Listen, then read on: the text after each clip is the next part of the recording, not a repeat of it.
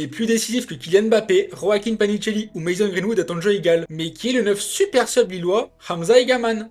Né le 2 novembre 2002 à Temara, il va débuter dans les ruelles de son quartier de Mazira 2 avant d'être repéré par un entraîneur local, Soufiane Ringa, qui va l'orienter vers le Wydad de Temara. Sa progression rapide va ensuite le mener à l'AS FAR de Rabat, où il va s'imposer comme l'un des plus grands espoirs du pays. En effet, sous les ordres de Nasserdine Nabi, il va signer une saison 2023-2024 de très haut vol avec 7 buts et 6 passes décisives. Il va participer au sacre du club en championnat et va participer à son bon parcours en Ligue des Champions africaine. Et à l'été 2024, son rêve devient réalité. Il va rejoindre l'Europe, l'Écosse et les Glasgow Rangers. Et sa saison là-bas va être éblouissante. Il va marquer 15 buts, délivrer 3 passes décisives et va obtenir 2 distinctions. Le trophée de meilleur jeune du championnat et de plus beau but de l'année. Et en août 2025, c'est les Lillois qui vont débourser environ 11 millions d'euros pour le faire venir en Ligue 1. Et alors qu'on est le 10 novembre, en seulement 16 matchs, Egaman a déjà marqué 7 buts et délivré une passe décisive. Bruno Genesio voit en lui un joueur qui est capable de marquer des buts improbables dans des situations incroyables. En effet, Egaman impressionne autant par son physique que sa technique. Il fait 1m81, pèse 77 kg,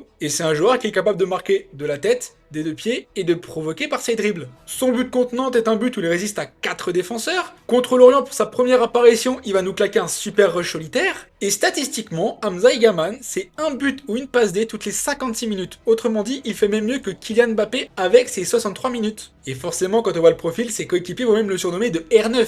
Référence directe à Ronaldo Nazario. International marocain depuis 2025, Egaman est également un vrai atout pour le Maroc de Regragui, qui va disputer dans quelques mois la CAN à domicile.